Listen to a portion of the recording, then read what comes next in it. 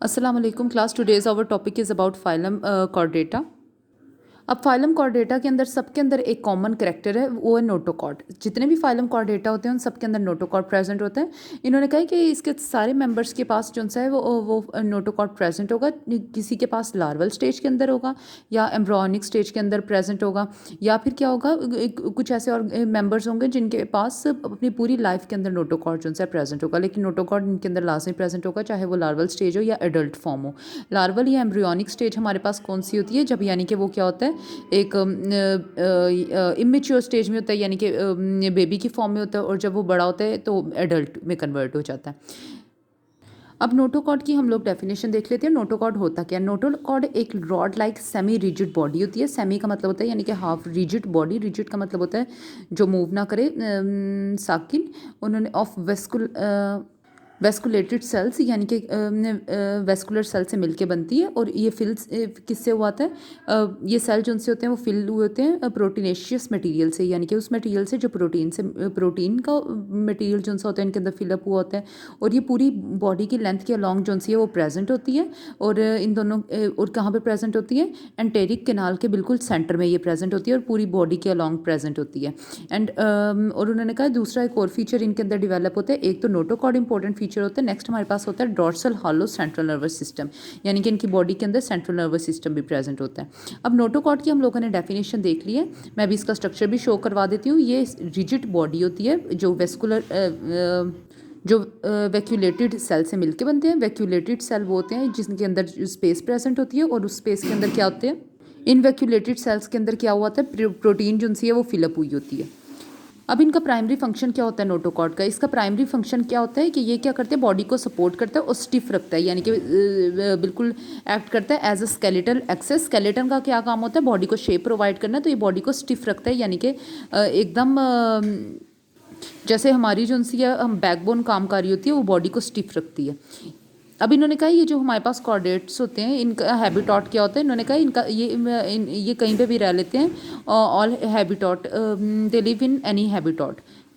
अब इन्होंने कहा इसके पास बेसिक करेक्टर्स कुछ प्रेजेंट होते हैं, जो सब वो बेसिक करेक्टर जो सबके अंदर प्रेजेंट होते हैं वो हमारे पास आ जाते हैं। नंबर 1 के इन सबके पास क्या चीज़ प्रेजेंट होती है? नोटोकॉर्ड प्रेजेंट होता है, और इन सबके पास सेंट्रल नर्वस सिस्टम प्रेजेंट होता है, जो कि डॉर्सल उनकी बॉडी के डॉर्सल हिस्से में प्रेजेंट होता है और हॉलो होता है। अब यहाँ पे क्लास हम लोग नोटोकॉर्ड का स्ट्रक्चर देखते हैं। ये हमारे पास नोटोकॉर्ड है। मैंने बताया था कि एक रिजिड स्ट्रक्चर होता है और ये पूरी बॉडी के अलॉन्ग जो सा है वो प्रेजेंट होता है। तो ये नोटोकॉर्ड हमारे पास पूरी बॉडी के अलॉन्ग जो सा है वो प्रेजेंट है। थर्ड हमारे पास फीचर जो आ जाता है, इनके 3 करेक्टर्स थे। थर्ड करेक्टर हमारे पास आ जाता है कि इनके पास गिल की जो ओपनिंग होती है वो पेयर की फॉर्म में होती है, यानी कि 2 ओपनिंग प्रेजेंट होती हैं और एम्ब्रियोनिक स्टेज के अंदर। अब क्लास इन्होंने कहा है कि कुछ में फंक्शनल होती है, कुछ में नॉन फंक्शनल होती है, यानी कि अब पूरी लाइफ एक हिस्ट्री होती है, पूरी लाइफ टाइम होती है। एक लाइफ टाइम में हमारे पास क्या होता है जिसको हम कहते हैं एम्ब्रियोनिक स्टेज बोलते हैं, और एक आगे वाली लाइफ को हम लोग क्या कहते हैं? एडल्ट फॉर्म बोलते हैं।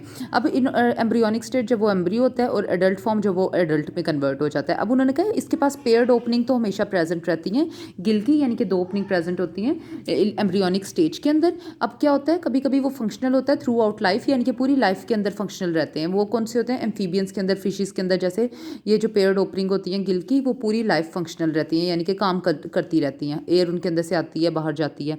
लेकिन कुछ के अंदर क्या होती है? Non functioning for some period of life history. लेकिन कुछ पीरियड के बाद क्या होता है, वो उनकी बॉडी के अंदर नॉन फंक्शनल हो जाता है। जैसे क्लास हमारे पास फ्रॉग के अंदर पहले हमारे पास टैडपोल होते हैं, फिर फ्रॉग बनता है। तो टैडपोल के अंदर ये गिल्स जो उनसे होते हैं वो फंक्शनल होते हैं, लेकिन आहिस्ता आहिस्ता फ्रॉग्स के अंदर ये नॉन फंक्शनल हो जाते हैं।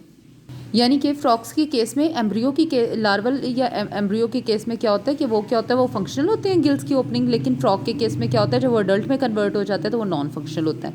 नेक्स्ट हमारे पास डिवीजन दी हुई है कॉर्डेट्स की। अब हम लोग डिवीजन ऑफ कॉर्डेट्स देख लेते हैं।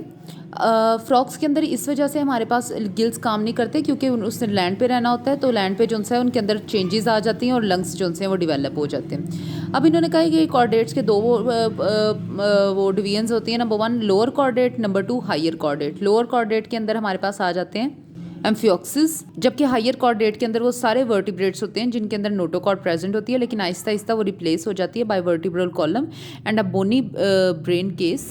आहिस्ता आहिस्ता क्लास नोटोकॉर्ड जो है वो रिप्लेस हो जाती है वर्टिब्रल कॉलम से। स्पाइनल कॉर्ड यानी कि नोटोकॉर्ड जो सा है उसकी जगह कौन ले लेता है, स्पाइनल कॉर्ड ले लेता है, और जो ब्रेन होता है वो एक स्पेशल केस उसके आसपास आ जाता है, यानी कि कवरिंग आ जाती है, जिसे हम क्या कहते हैं, क्रेनियम बोलते हैं। अब क्योंकि इनके अंदर क्रेनियम प्रेजेंट होता है, इस वजह से इन ऑर्गेनिज्म को क्रेनिएट्स भी कहते हैं। तो ये हमारे पास हायर कॉर्डेट्स के बारे में था, हमने सारा स्टडी किया।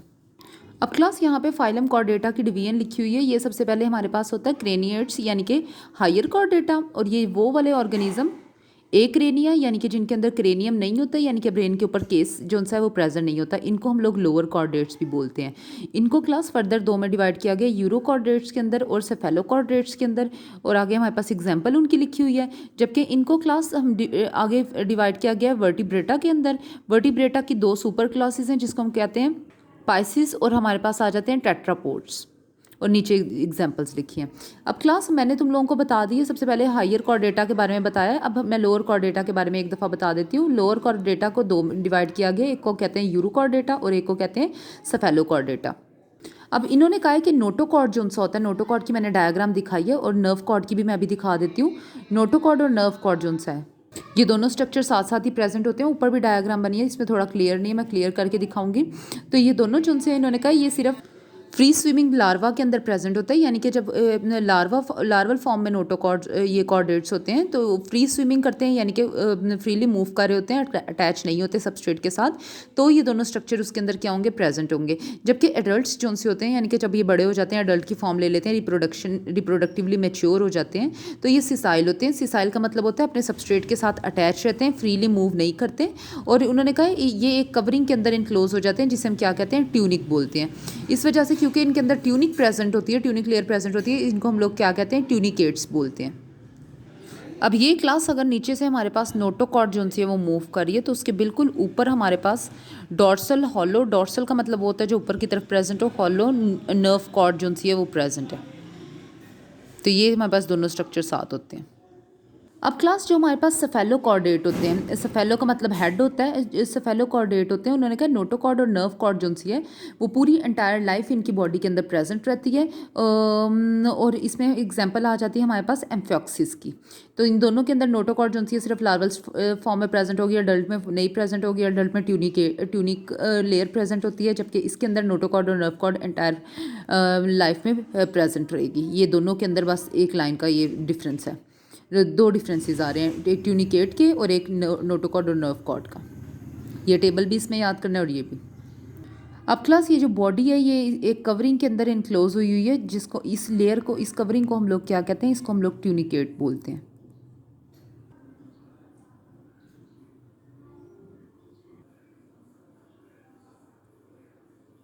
नेक्स्ट क्लास हम लोग देखेंगे सब फाइलम वर्टिब्रेटा देख लेते हैं। ये क्रेनिएट्स होते हैं, इनको हायर कॉर्डेट को हम लोग डिटेल से स्टडी करेंगे। उन्होंने कहा क्लास ये वाले ऑर्गेनिज्म के पास सबके पास क्रेनियम होता है, यानी कि ब्रेन जो सा होता है एक जो सा कवरिंग के अंदर पैक हुआ होता है, जिसे हम क्रेनियम बोलते हैं। उन्होंने कहा वर्टिब्रल कॉलम प्रेजेंट होता है, यानी कि क्लास जो नर्व कॉर्ड नोटोकॉर्ड होता है, मैंने पहले बताया था, वो मॉडिफाई होकर नर्व कॉर्ड में कन्वर्ट हो जाता है। तो नर्व कॉर्ड इन सब के अंदर प्रेजेंट होती है, दोनों फीचर इन सब के अंदर प्रेजेंट होंगे, इस वजह से क्लास इनको वर्टिब्रेटा बोलते हैं। इनको दो सुपर क्लासेस के अंदर डिवाइड किया गया, एक हमारे पास आ जाता है पाइसिस, फिशेस होती हैं, और दूसरा हमारे पास आ जाता है टेट्रापोड्स। टेट्रा का मतलब होता है 4, पोड्स का मतलब होता है लेग्स। अब पाइसिस के अंदर हमारे पास फर्दर क्लासेस हैं, ऑस्टिचथीस, कॉन्ड्रिचथीस और साथ में साइक्लोस्टोमेटा। नेक्स्ट हमारे पास टेट्रापोड्स के अंदर यानी कि जिनकी 4 लेग्स होती हैं, एम्फीबिया, रेप्टाइलिया, एवीज और मैमल्स। एम्फीबिया के अंदर हमारे पास आ जाते हैं, क्लास एम्फीबियंस के अंदर आते हैं। क्लास एम्फीबियन के अंदर हमारे पास आते हैं स्नेक, लिजर्ड, फ्रॉग्स आ जाते हैं।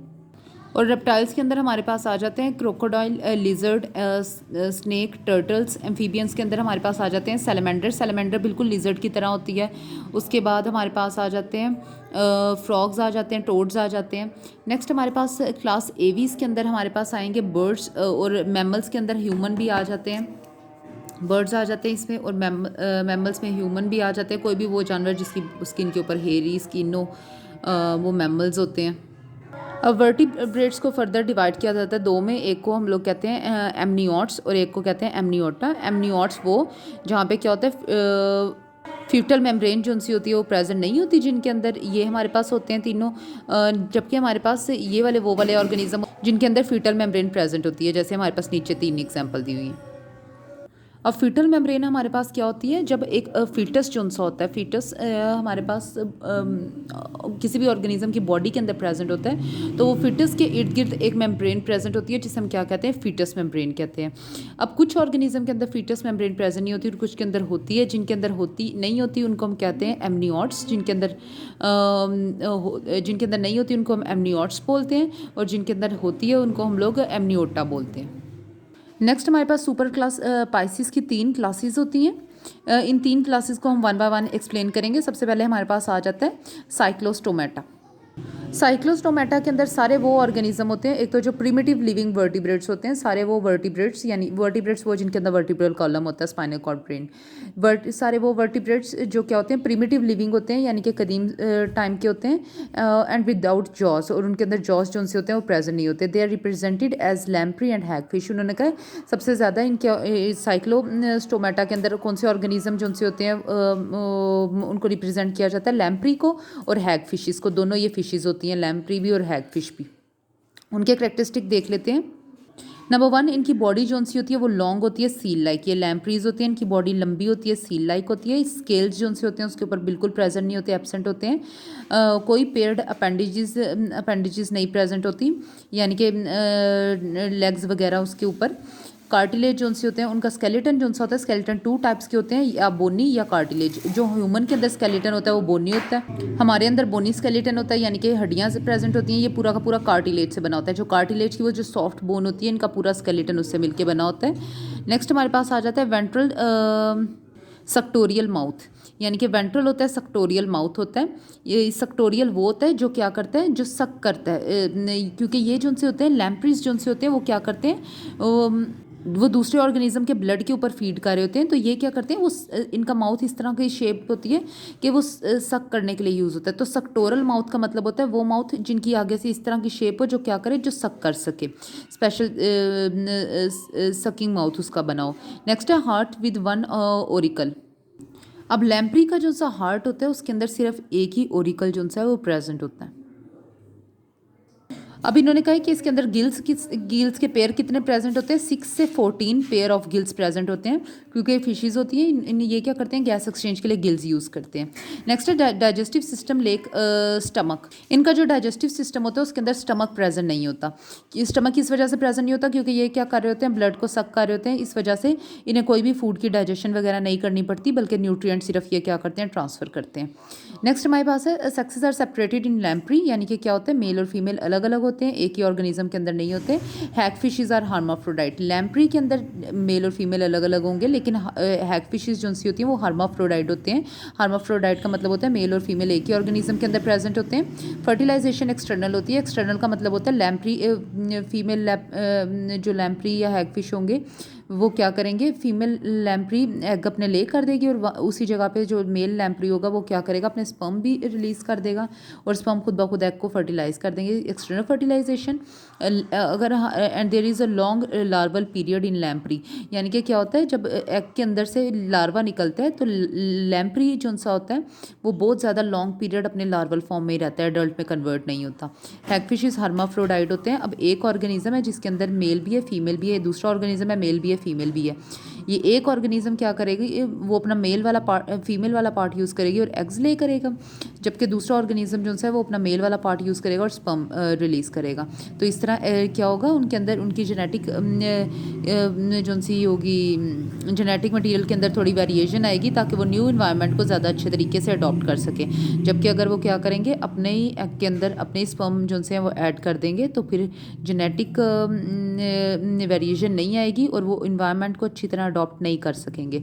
तो जेनेटिक वेरिएशन लेके आने के लिए वो क्या करते हैं, एक दूसरे के स्पर्म से क्या करवाते हैं, फर्टिलाइजेशन करवाते हैं, ताकि क्या करें, जेनेटिक वेरिएशन ज़्यादा आए उनके वो बॉडी के अंदर। तो इसमें भी fertilization in case of hagfishes fertilization external होगी हमारे पास।